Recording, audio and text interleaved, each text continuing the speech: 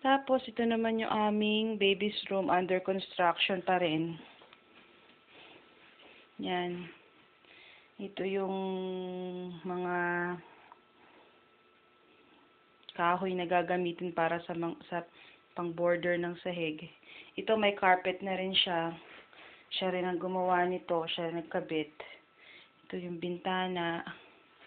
Tapos meron na din siyang mga drawer, closet.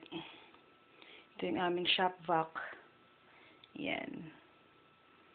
Under construction pa rin siya. Dito ngayon sila Catherine matutulog pag dito sila magi-stay. Yan. May bawat room merong mga vent para pasukan ng malamig na hangin. Yan. Tapos ito naman yung air conditioning unit namin. Ito yung AC. Ito.